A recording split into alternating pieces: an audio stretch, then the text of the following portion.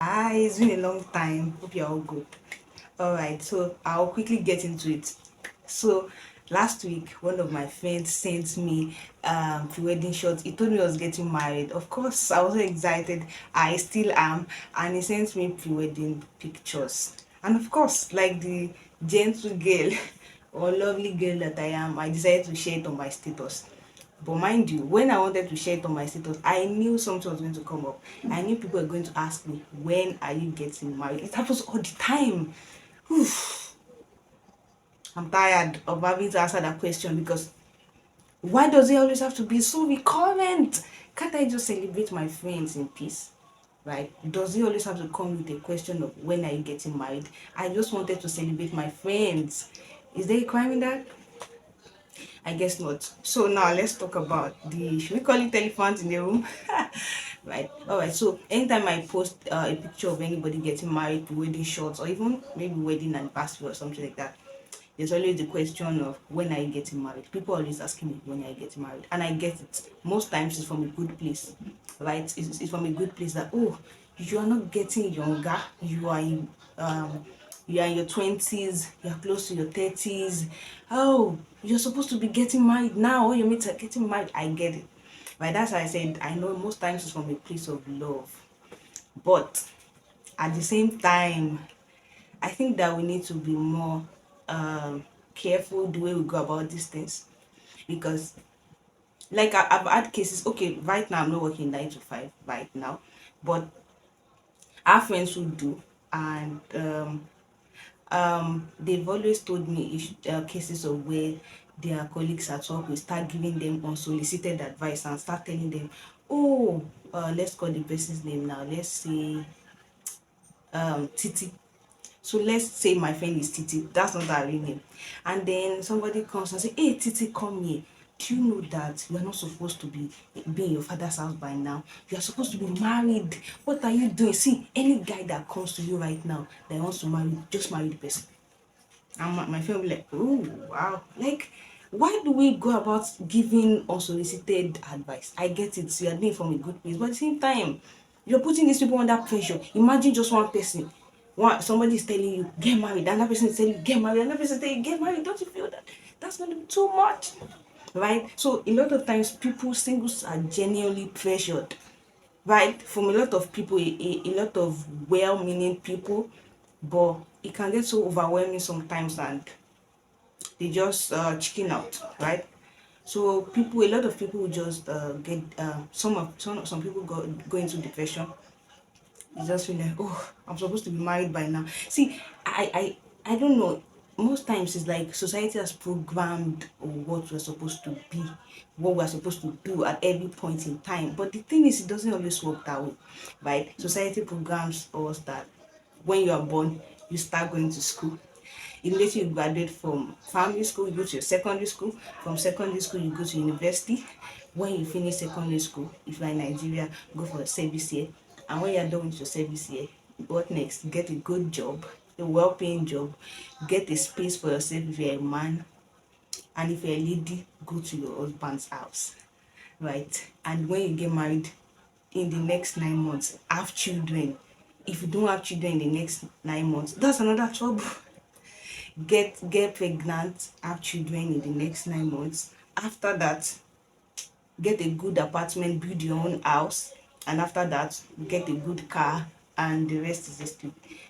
In the eyes of the society, you are already a successful man, you're a successful woman if you are able to follow all these uh all those steps. But the thing is, newsflash, it doesn't always work that way, right?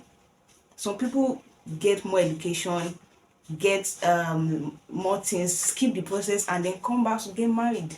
You understand? Life is not in white and black, right? I'm really feeling hot. So this fan is going to do. Don't mind me. Yeah. Okay, so I think I really get, should I say nervous, but I really get hot when I'm shooting videos. I don't know why. Maybe you should give me recommendations or what I can do to stop it. You can see my face is sweating. Oh, sorry. Back to our conversation. So as I was saying, okay, this is actually a serious matter. I'm supposed to be serious, right? But to be honest, really, I think that we need to be more cautious in the way we give advice to people.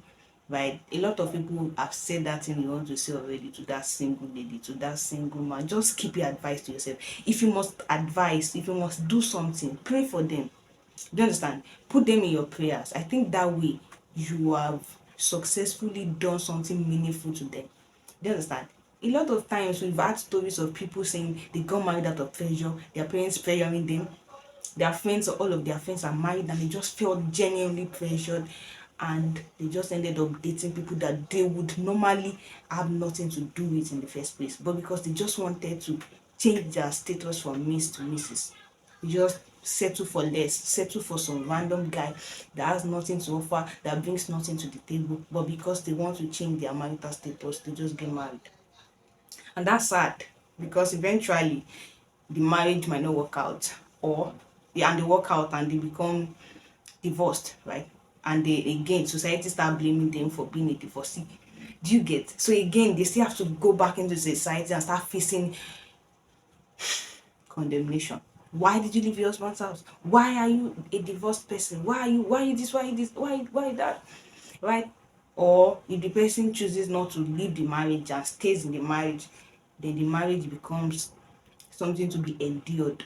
You know, one of my I've always heard this saying that marriage can either be enjoyed or endured. I think a lot of people endure their marriages, especially when children are involved. They just feel like, where will I go now? So let me just stay. Let me stay for my kids. Even if I'm not staying for love, let me stay for my kids. Which sounds like a rational thing to do, but I also don't believe that you should be sad all your life, you know. But that's a conversation for another day, right? So the whole point of this video is to tell you giver of unsolicited advice to singles is that rather than giving that advice, pray for them. Do you understand? And if you can offer any help, you can offer, but don't give unsolicited advice. If you notice that okay, this person doesn't really go out, maybe the person is not an outgoing person. If the person is open to like an outing where you feel that this person might meet potential suitors, you can invite the person over. Do you get?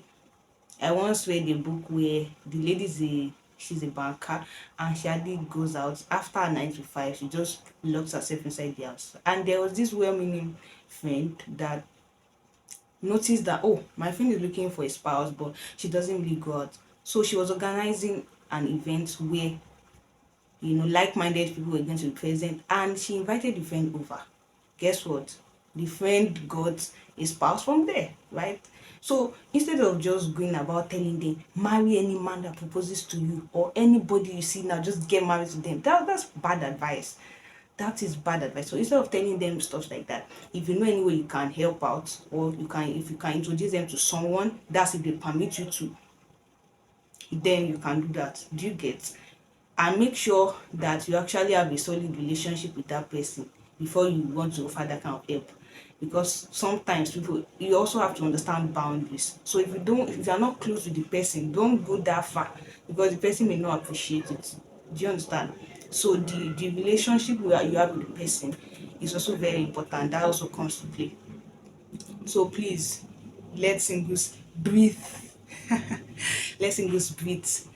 I'm going to edit that part before YouTube before YouTube will say something now. I'll edit that part. Right. So as I was saying, so please do not go about giving unsolicited advice. That's for you. Then for the single person, please don't be pressured. There's going to be pressure because obviously this video I'm making, not everybody is going to see it. And even if some people see it, they'll still not want to. Some people, they know that they're not supposed to be doing something, but they'll just do it anyway. Maybe because I don't know, people can be funny, right? So you can't focus on the things you can control, right? That's what one of my mentors used to say: focus on the things you can control. Now you can't control the fact that everybody, even people who are not supposed to be giving advice, everybody is advising you to get married. You can't control that, right? But you can control your response to it, right? So if somebody comes to, let's say you're going to work now, or let's say within the space of a week, your mom calls, hey babe, or hey my daughter, let's use the Nigerian. Hey, my daughter, when are you bringing somebody home? Instead of you to go into depression, start thinking about your life. God, when, what have I done wrong? Why don't I have a man in my life? Right? That's one. Your mom, let's say within the space of a week, your mom calls you, your dad calls you, putting pressure on you directly or indirectly, and then your friends in the office or your colleagues are just saying, oh, when are you getting married? You're the only one that is single in this unit, in this team. We want you to change your status, blah blah blah. And then your friends too are also sending you wedding shots and telling you when it's just, and even random people that you just greet once in a while are calling you to their corners to advise you to get married, right? It can be crazy when you're having all those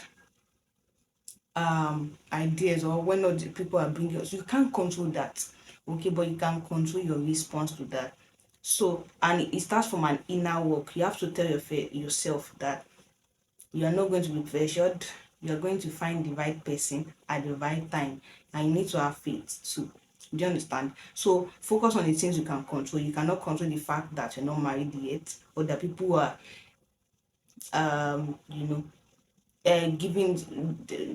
giving you opinion or just questioning you up and down.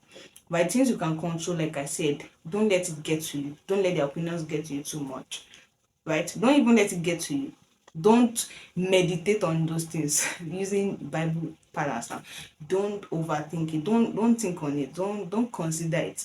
You get one. Don't let it get into you, because if it gets into you, it can overwhelm you, and you start to feel like, oh, you are nothing in life. You can't even attract somebody. You can't even this. You can't even that. Maybe you are not beautiful enough. Maybe you don't know how to dress. Maybe you need to work on your communication. Yeah, self development is fine, but if you are doing it because people are pressuring you, that's not a good, you're not doing from a good place. Do you understand?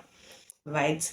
Now, the things you can control, like I said, don't take their words into, don't let it overwhelm you, don't let it get into you.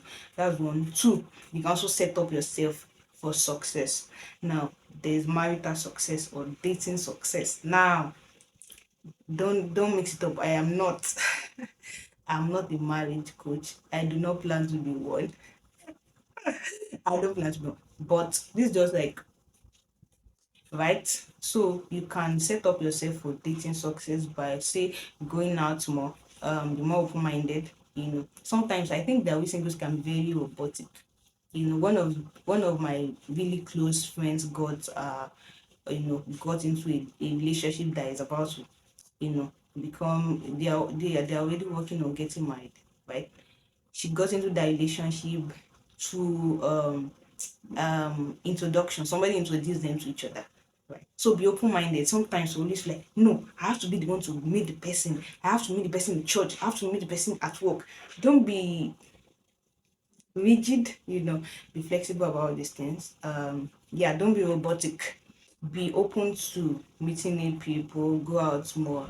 Also pray about it, and don't be pressured. Do you understand? Yeah, I get it. It is easier said than done. Do you understand? And there are some times where even if you know all these things, you still get overwhelmed, because if it keeps coming like that, you can just get overwhelmed. So another thing I would advise is get good friends, friends that can encourage you, friends that, see, there are times that even as strong as I think I am, that I really feel weak and tired, and I just call my friends. But I have this assurance that when I call my friends, they can encourage me. And I'm so blessed with good friends, and that's something I'm very proud of. So I just call my friends, hey, see, I'm feeling down right now, blah blah blah, and they just advise me, and I do the same for them, right? So I do believe that having good friends in your life, in your space, can also help you to um, manage your emotions when you feel overwhelmed. So, in summary, what I'm saying is, focus on the things you can control. Don't let people's thoughts and ideas and condemnation, or anything you want to call it, don't let it get into you. Don't be overwhelmed by it. One, that's one. Two, I said that go out more, be open to change. Don't be rigid in your structure. Don't be rigid. Be open to meeting new people. Going out more. Do you understand? Some of us, we say, I want to. This year is my year. I must get married before December 20. before December 31st, yet you are a remote worker. You stay inside your house. You don't go out. The only time you go out, you don't even go out to buy food. You order food. The, the order food. The delivery man will drop it in front of your house. You go to church. Immediately service is over, you run or you walk so fast and get back to your house. How do you expect somebody to find you that way? That do you get? So you have to be open to change, be flexible about all these things. So go out more, just like I said, so that's number two. And the third one I said was have good friends around you. Have good friends that can encourage you when you're down, when you're feeling overwhelmed. And sometimes, sometimes we really just crave somebody's attention, just normal stuff, right? If you are really, really bored and you can just go to a friend's house. If you have friends you can sleep over, please let it be a guy to guy, a girl to girl. Please don't say I asked you to go and if you're a girl. I didn't say you should go and sleep in a man's house. Let's be guided. Let's be guided. So if you are feeling really super bored and you just want to do something, right? You just want some attention, yeah, which is normal. You can go sleep over at the friend's place. I do that a lot, you know. So you can do that, and yeah, I trust you'll be fine. This is just a single lady advising, just giving. Trust me, I've been there, or I'm there. And these things I'm sharing with you are things that have helped me and they're still helping me so far. So I just felt like I should also share with you. I hope this really helped you. So yeah, I'm trying to be more consistent now. I hope. So yeah, please do well to drop a like, subscribe if you've not done so, share with your friends, share with family friends, just share with people you feel like they might need it. Thanks a lot. See you some other time. Bye.